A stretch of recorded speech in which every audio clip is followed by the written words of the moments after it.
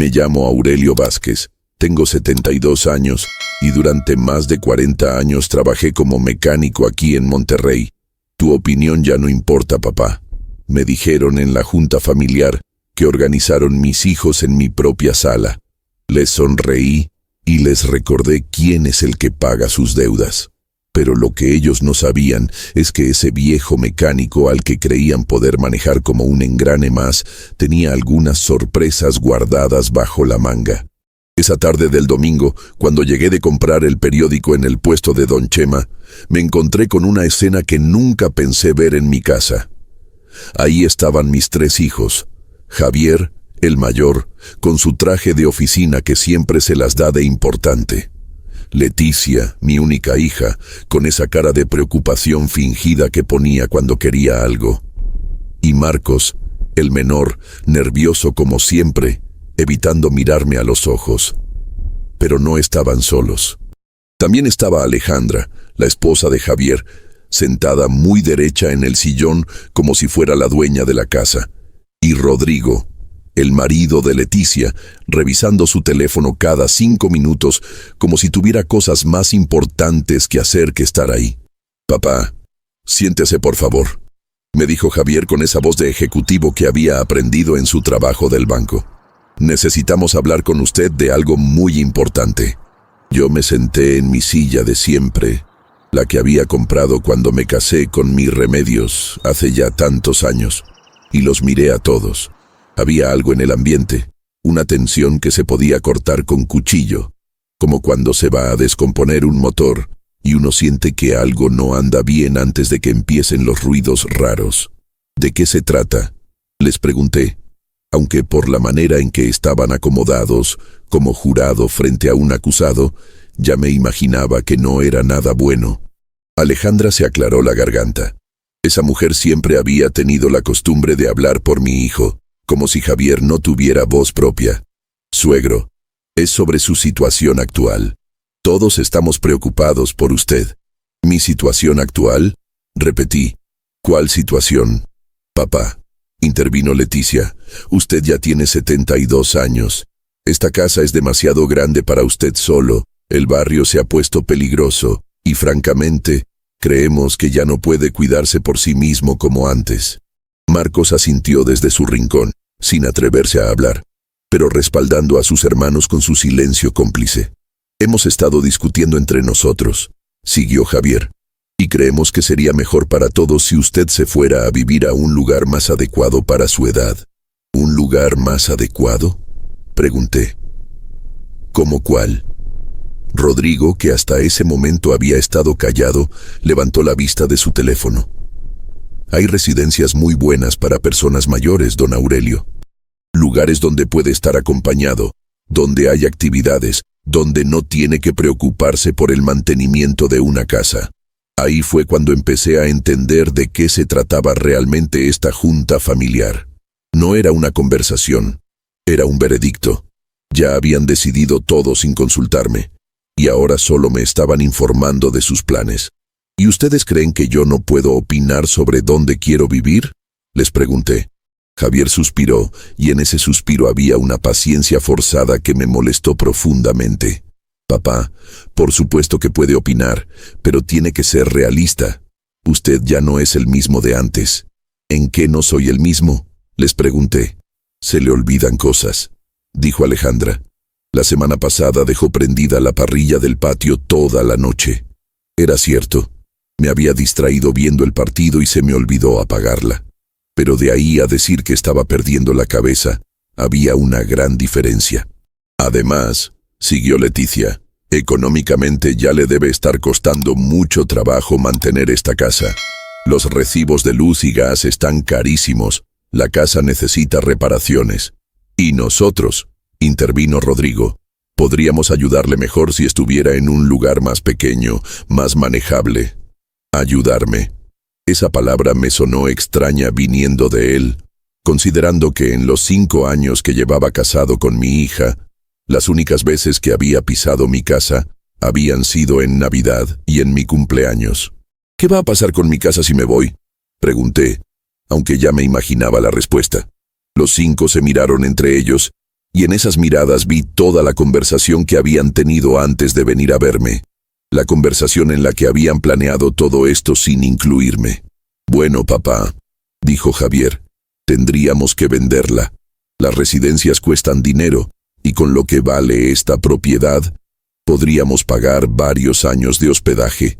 Y si sobra algo, añadió Leticia con una sonrisa que se suponía que era tranquilizadora, sería para repartir entre nosotros tres, como parte de la herencia. Ahí fue cuando todo se me aclaró. No se trataba de mi bienestar, se trataba de mi casa. Esta casa que había comprado con el sudor de mi frente, que había reparado y mejorado durante décadas, que había sido el hogar donde crecieron ellos mismos. ¿Y si yo no quiero irme?, les pregunté. La respuesta de Javier me dolió más que si me hubiera dado una cachetada. Papá, tu opinión ya no importa.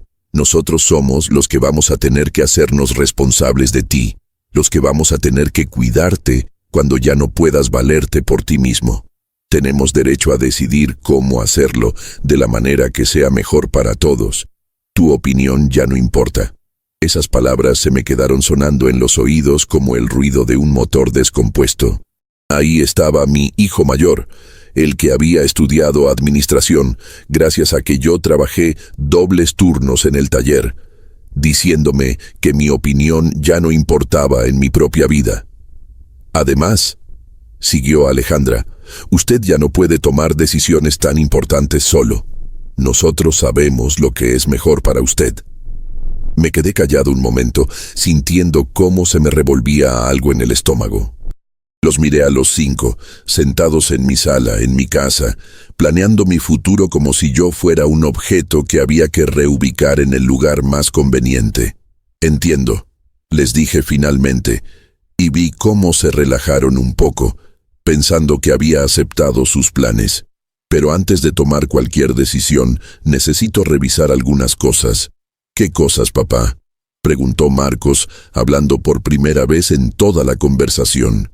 Les sonreí, con esa sonrisa tranquila que ponía cuando estaba a punto de desarmar un motor complicado, y sabía exactamente dónde estaba el problema. Necesito revisar quién es el que paga sus deudas, les dije. Vi cómo se miraron entre ellos confundidos. Javier frunció el ceño. ¿De qué habla, papá? Hablo de los préstamos que les he hecho a lo largo de los años. Hablo de las hipotecas que les ayudé a pagar. Hablo de los carros que les financié. Hablo de todo el dinero que ha salido de esta casa para resolver sus problemas financieros. La expresión de sus caras empezó a cambiar. Alejandra se puso pálida.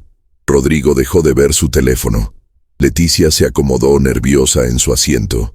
Porque resulta, seguí diciendo, disfrutando cada palabra, que el viejo mecánico que creen que ya no puede tomar decisiones tiene la memoria perfectamente clara para recordar cada peso que les ha prestado, cada deuda que ha pagado por ustedes, cada vez que ha sacado dinero de sus ahorros para resolver sus crisis. En ese momento, entendí algo que cambió todo. Mis hijos no me veían como su padre, me veían como su banco personal, y pensaban que ya era hora de cobrar el premio mayor. Permítanme contarles cómo un mecánico de barrio llegó a convertirse en el banco personal de sus propios hijos, porque esta historia no empezó con esa junta familiar, sino muchos años atrás, cuando yo era un chamaco de 17 años que olía a aceite de motor y tenía las uñas siempre negras de grasa. Mi padre, Cipriano Vázquez, tenía un pequeño taller mecánico en la colonia Independencia, aquí en Monterrey. Era un lugar modesto, con espacio para 3 carros máximo, pero mi papá tenía manos de oro para componer cualquier motor que llegara descompuesto. Aurelio, me decía mientras yo le alcanzaba las herramientas, en este negocio no solo arreglas carros, arreglas problemas. Y el que soluciona problemas siempre tiene trabajo. Tenía razón mi padre. Durante esos primeros años, mientras aprendía a desarmar motores y a leer los ruidos que hacían cuando algo andaba mal, también aprendí algo más valioso: a escuchar a la gente. Los clientes llegaban al taller no solo con carros descompuestos, sino con preocupaciones, con prisas, con historias. Y yo, Callado como siempre fui, observaba y escuchaba. Veía cómo don Evaristo, que tenía una tienda de abarrotes, llegaba cada mes con su camionetita para el servicio, y siempre aprovechaba para contarle a mi papá sobre sus planes de expandir el negocio. Veía cómo la maestra Consuelo traía su Tsuru viejo, pero lo cuidaba como si fuera nuevo, porque era lo único que tenía. Veía cómo los empresarios llegaban en carros caros, pero siempre andaban con prisas, siempre hablando de dinero, siempre preocupados por cosas que yo no entendía entonces. En 1972, cuando tenía 21 años, conocí a mi Remedios en una kermes de la iglesia. Ella vendía tamales con su mamá, tenía unas manos chiquitas que hacían las mejores tortillas de harina del barrio, y una sonrisa que me tranquilizaba después de los días más pesados en el taller. Nos casamos en 1974, y ella se vino a vivir conmigo en un cuartito que construí detrás del taller de mi papá. Remedios nunca se quejó del olor a aceite que siempre traía en la ropa, nunca me reclamó que llegara con las manos sucias. Al contrario, me ayudaba a llevar las cuentas del taller, me animaba cuando pensaba en comprar herramientas nuevas, y cuando empecé a soñar con tener mi propio negocio, ella vendió sus aretes de oro de la boda para ayudarme con la inversión inicial. Javier nació en 1975, cuando yo acababa de abrir mi propio taller en esta misma casa donde ahora vivo. Recuerdo esa madrugada cuando Remedios me despertó con las contracciones, cómo corrimos al hospital en mi Datsun del 72, cómo lloré cuando escuché el primer grito de mi hijo. En ese momento, con Javier en mis brazos, le prometí que trabajaría día y noche para darle todo lo que yo no había tenido. ¿Qué error más grande cometí con esa promesa? Leticia llegó en 1977 y Marcos en 1980. Para entonces el taller ya estaba funcionando bien, tenía clientes fijos y había empezado a hacer algo que aprendí viendo a los empresarios que llegaban a arreglar sus carros: invertir.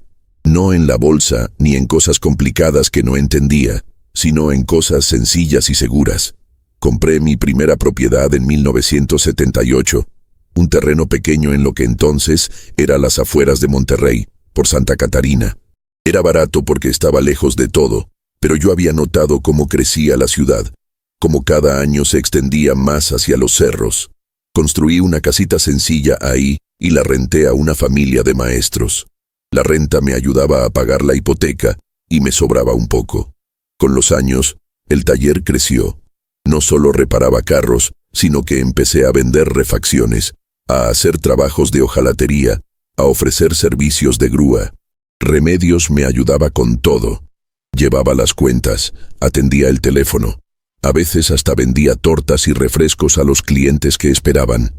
Mis hijos crecían viendo cómo llegaba a casa con las manos sucias, cómo contaba billetes arrugados en la mesa de la cocina, cómo a veces tenía que prestarle dinero a los clientes que no podían pagar inmediatamente sus reparaciones, pero nunca supieron que cada peso que ganaba extra lo invertía cuidadosamente.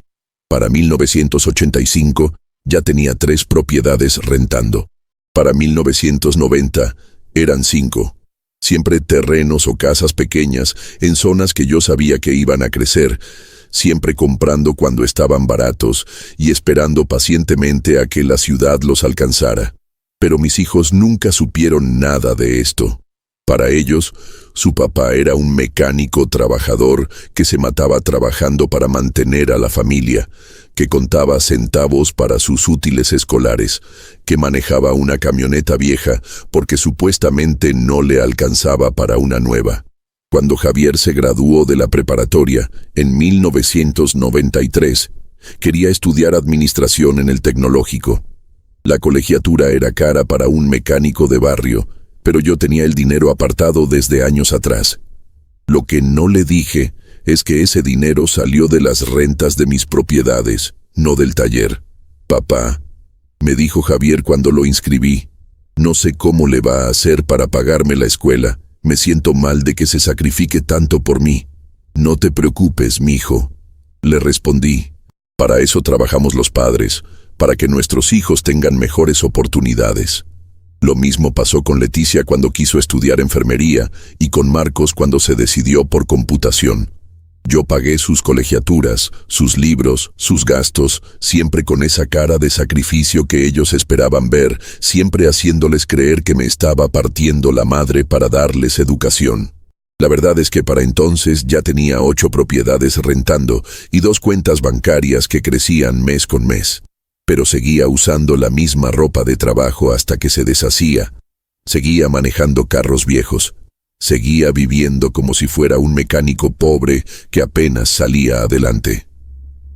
Cuando Javier se casó con Alejandra en 1998, me pidió prestado para el enganche de su casa. Papá, sé que es mucho dinero, pero el banco me pide el 20% de enganche, y pues usted sabe cómo están las cosas en el trabajo. Le presté los 150,000 pesos que necesitaba, y él firmó un pagaré prometiendo pagarme en 2 años.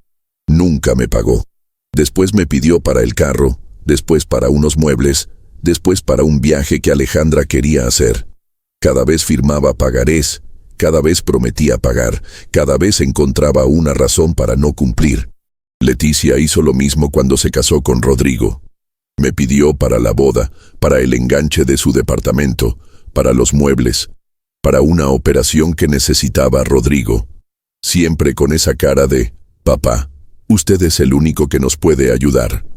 Siempre prometiendo pagar cuando mejorara su situación. Marcos fue el peor. Empezó a pedirme dinero desde que estaba en la universidad. Para sus proyectos de computación, para una sociedad que iba a hacer con unos compañeros, para un negocio de páginas web que nunca funcionó. Siempre grandes planes, siempre necesitando una pequeña inversión de su papá. Durante todos estos años, yo llevaba mis cuentas meticulosamente.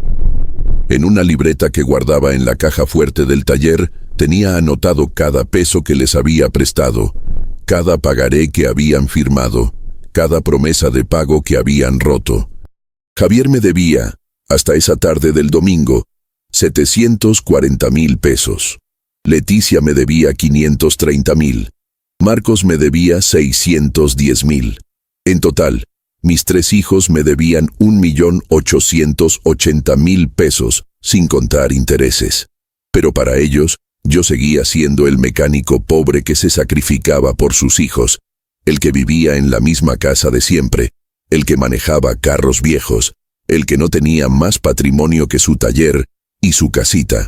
Lo que no sabían es que el pobre mecánico tenía 12 propiedades rentando en diferentes partes de Monterrey, 3 cuentas bancarias con cifras que ni ellos mismos podían imaginar, y inversiones que había hecho durante 40 años de trabajo silencioso. Y lo más importante, tenía todos sus pagarés perfectamente guardados, todos sus compromisos documentados, toda la evidencia de que no era un padre generoso el que les había regalado dinero, sino un prestamista paciente que había estado esperando el momento adecuado para cobrar. Después de que murió mi Remedios en 2019 por un cáncer que se la llevó en 6 meses terribles, mis hijos empezaron a comportarse diferente conmigo.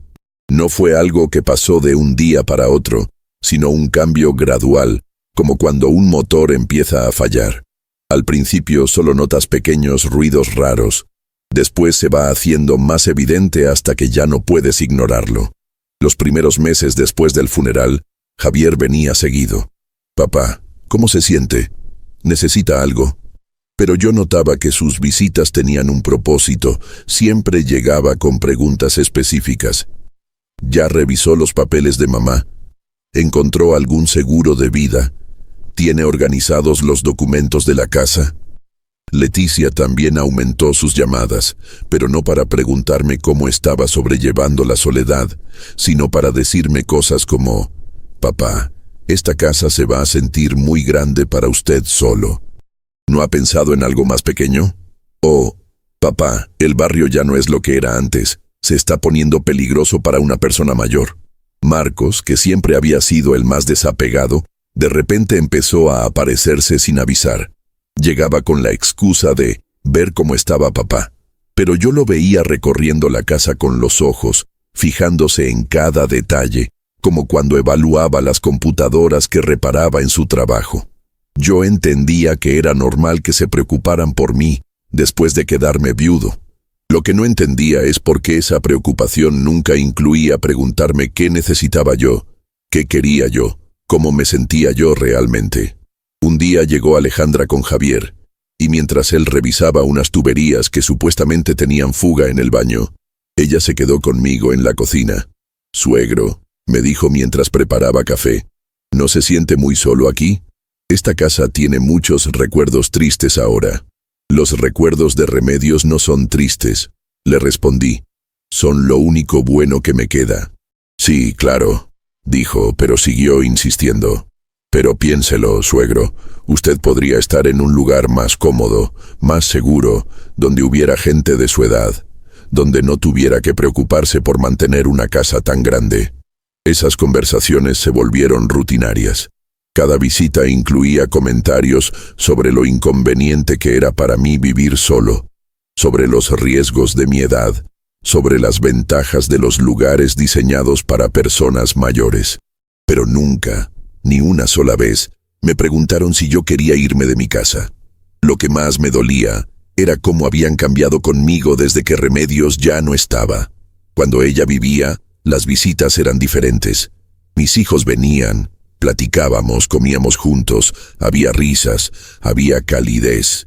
Remedios tenía el don de hacer que todos se sintieran bienvenidos, de mantener unida a la familia. Sin ella, las visitas se volvieron mecánicas. Llegaban, preguntaban por mi salud, revisaban que todo estuviera en orden en la casa y se iban. Ya no había largas sobremesas, ya no me contaban cosas importantes de sus vidas, ya no me pedían consejos sobre sus problemas. Empecé a sentir que me veían como una responsabilidad molesta que había que administrar eficientemente. Un sábado por la mañana, Leticia llegó con una carpeta llena de folletos. «Papá, mire lo que conseguí. Son opciones de residencias para adultos mayores. Todas muy bonitas, con jardines, con actividades». Los folletos mostraban viejitos sonrientes jugando cartas, enfermeras amables, instalaciones impecables. Pero a mí me daban tristeza esas fotos, porque se veían tan artificiales, tan forzadas. «¿Para qué me traes esto, Leticia?», le pregunté. «Para que vaya considerando opciones, papá. No es que se tenga que ir ahorita, pero es bueno ir viendo qué posibilidades hay. Yo no quiero irme de mi casa. Papá, nadie dice que se vaya si no quiere. Pero sea realista, ¿cuánto tiempo más va a poder mantener esta casa? Los gastos son muchos, el mantenimiento es pesado». «¿Quién te dijo que no puedo mantener mi casa?», le pregunté. Leticia se puso incómoda. «Bueno, papá, sabemos que sus ingresos son limitados. El taller ya no da lo que daba antes y pues, las cosas están caras». Era cierto que el taller ya no daba lo que daba antes. A los 72 años ya no podía trabajar como cuando tenía 40. Pero lo que mis hijos no sabían es que el taller nunca había sido mi única fuente de ingresos, solo la más visible. Marcos empezó a hacer comentarios sobre mi capacidad para manejar las finanzas. «Papá, ¿está seguro de que pagó bien el recibo de la luz? Me parece que está muy alto». «Oh, papá, ¿no le parece que está gastando mucho en el súper? Con lo que compró la semana pasada debería alcanzarle para 15 días». Bob me trataba como si fuera un niño que no sabía administrar su dinero, como si después de 40 años manejando un negocio hubiera perdido de repente la capacidad de sumar y restar. La gota que derramó el vaso fue cuando descubrí que habían estado hablando entre ellos a mis espaldas, haciendo planes sobre mi futuro, sin incluirme. Un miércoles por la tarde, llegué temprano del taller porque había tenido pocos clientes. Al entrar a la casa, escuché voces en la cocina. Era Javier hablando por teléfono, y por el tono de la conversación era obvio que estaba hablando con uno de sus hermanos. No creo que se oponga mucho», decía Javier. «Está más frágil desde que murió mamá, más dependiente». Si le presentamos las opciones de la manera correcta, va a entender que es lo mejor para él. Me quedé parado junto a la puerta, sintiendo cómo se me encogía el corazón. El problema va a ser convencerlo de que venda la casa, siguió diciendo. Pero si entre los tres le explicamos que es la única manera de financiar la residencia. Además, esta propiedad está en una zona que se ha valorizado mucho. Con lo que vale, podemos pagar varios años de cuidados y todavía queda algo para repartir.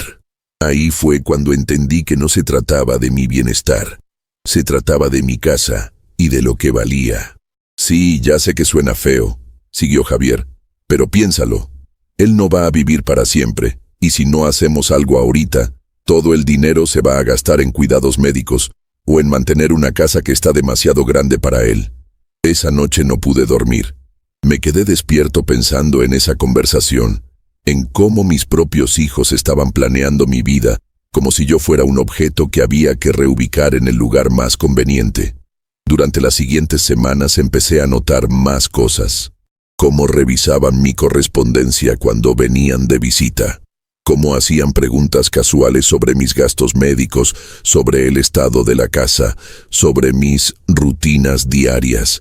Cómo Alejandra siempre encontraba pretextos para caminar por todos los cuartos cuando estaba aquí.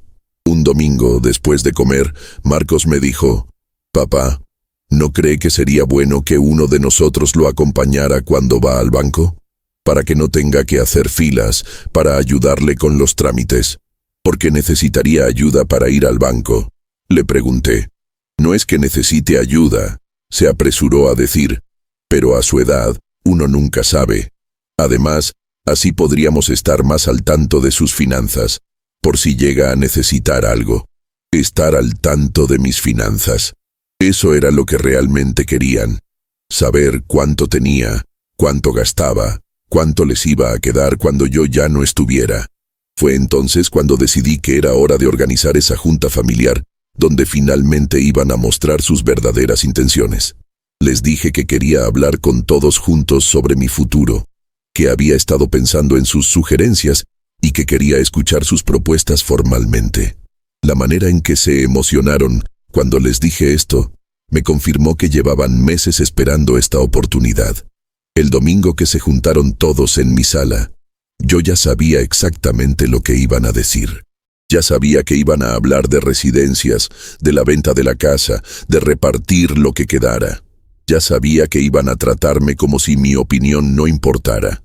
Pero lo que ellos no sabían es que el viejo mecánico al que creían poder manejar había estado preparando su propia estrategia durante semanas, y estaba a punto de recordarles quién era realmente el que tenía el control en esa familia.